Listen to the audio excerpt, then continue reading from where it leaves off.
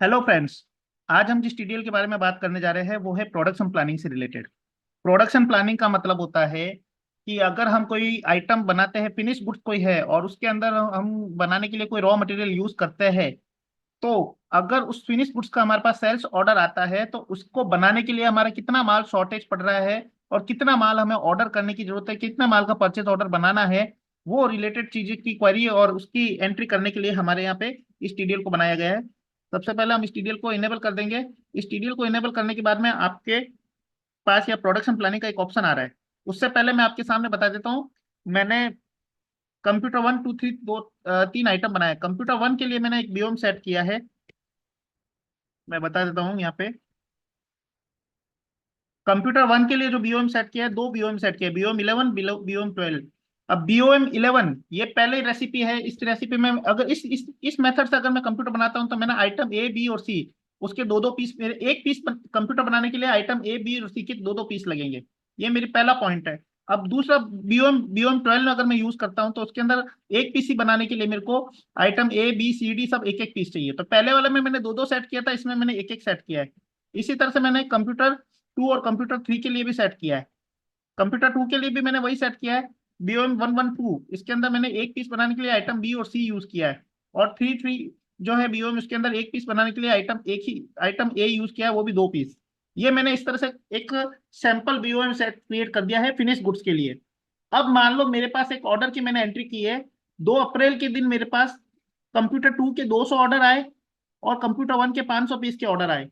तो अब मेरे को ये पता करना है कि कंप्यूटर 2 और कंप्यूटर 1 बनाने के लिए मेरे पास 500 और 200 पीस बनाने के लिए इनका रॉ मटेरियल मुझे कितना चाहिए और कितना मेरे पास रॉ मटेरियल पड़ा है और कितना एक्स्ट्रा रॉ मटेरियल मुझे परचेज ऑर्डर देके मंगवाना है। तो उसके लिए हम यहाँ पे जाएंगे। सबसे पहले अगर हम यहाँ पे देखते हैं तो देखो, फिनिश गुड्स मेरे सामने आ गया। कंप्यूटर 1 का 500 क्वांटिटी है, कंप्यूटर 2 का 200 क्वांटिटी है, कंप्यूटर 3 का कुछ भी नहीं है ऑर्डर। तो यहाँ पे मेरे पास ये ऑर्डर, ये आइटम्स है जिनकी मेरे पास 500 का सेल्स ऑर्डर आया है, इसमें 200 का सेल्स ऑर्डर आया है और इसकी रिक्वायर्ड क्वांटिटी मेरे को इतनी ही चाहिए।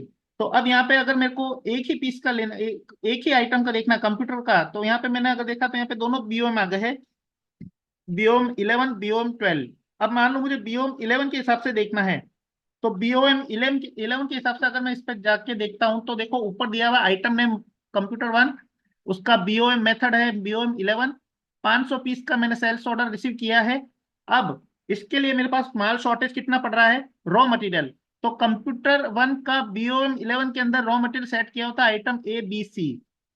आइटम ए और बी का मेरे पास क्लोजिंग स्टॉक अभी पड़ा है 5 5 पीस का।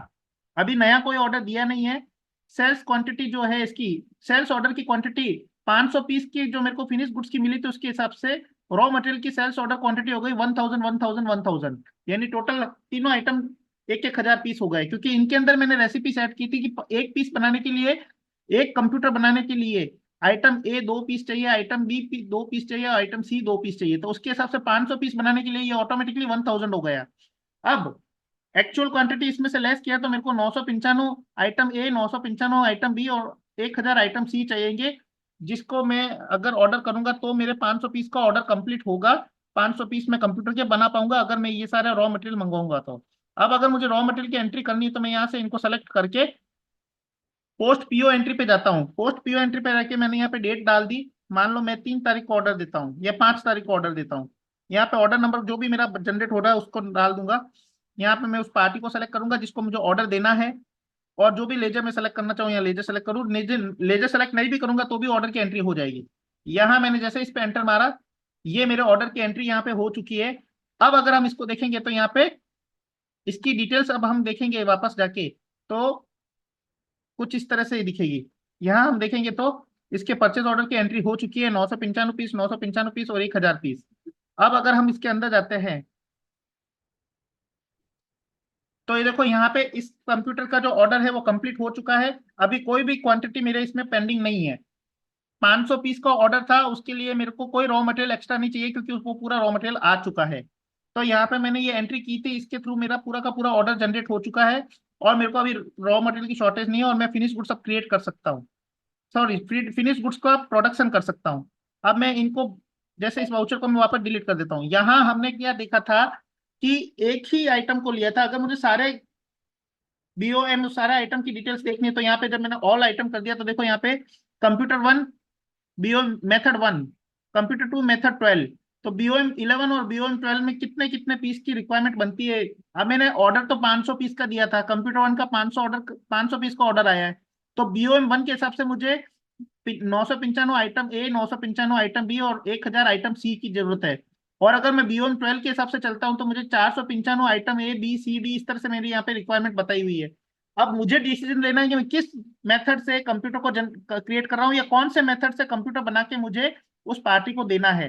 तो जो मेथड मैं यूज करूंगा और जिस मेथड के हिसाब से मेरा माल शॉर्टेज होगा, मैं उसके हिसाब से उसका ऑर्डर दे सकता हूँ। जैसे मान लो मुझे इसके हिसाब से ऑर्डर देना है, मैंने इसको सेलेक्ट कर दिया, ये चारों आइटम मैंने सेलेक्ट कर दिया। अब मैं इसके ऑर्डर की एंट्री करता हूँ।